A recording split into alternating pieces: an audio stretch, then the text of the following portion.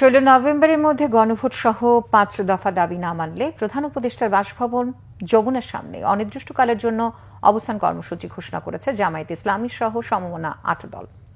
রাজধানীর মগবাজার আলফালা মিলনায়তনে আন্দোলনরত দলগুলোর নেতাদের যৌথ সংবাদ সম্মেলনে এই কর্মসূচি ঘোষণা করেন জামায়াতের নায়েবে আমির মুজিবুর রহমান। তিনি জানান, 13 নভেম্বর ফ্যাসিবাদী শক্তির নাশকতা ও অপতৎপরতা ঠেকাতে রাজপথে অবস্থান নেবে 8 দল।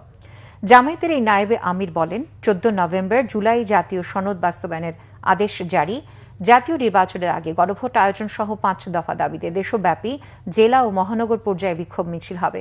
এছাড়া 16 নভেম্বর বেলা 11টায় আন্দোলনরত 8 দলের শীর্ষ নেতাদের বৈঠক শেষে সংবাদ সম্মেলন করবে দলগুলো। এই সময়ের মধ্যে দাবি আদায় না হলে প্রধান উপদেষ্টার বাসভবন যমুনার সামনে অবস্থান কর্মসূচিতে যাবে 8 দল।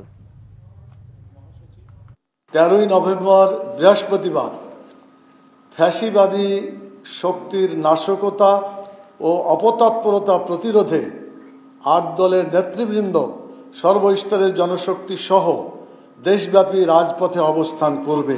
16 নভেম্বর রবিবার জনগণের 5 দফা দাবি মেনে নেওয়া না হলে উক্ত সংবাদ সম্মেলন থেকে প্রধান উপদেষ্টার কার্যালয় যমুনার সামনে অনির্দিষ্টকালের জন্য অবস্থানের কর্মসূচি ঘোষণা করা হবে। 12 ফেব্রুয়ারিতে নির্বাচন চাই।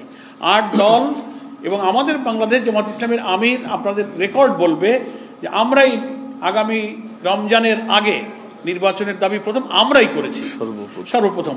ফলে এইটা হচ্ছে খুব দুঃখের সাথে আমাদের বন্ধু কোনো রাজনৈতিক দল যদি নিজেদের রাজনৈতিক অসহায়ত্বকে লুকানোর জন্য ওই যে কালকে আমাদের আমির সাহেব বক্তৃতায় বলেছেন যে উদর পিণ্ডি বুদুর ঘাড়ে, নিজেদের দুর্বলতা চাপিয়ে 8 দলের কোনো দলকে দুর্বল করার কোনো যুক্তি নেই।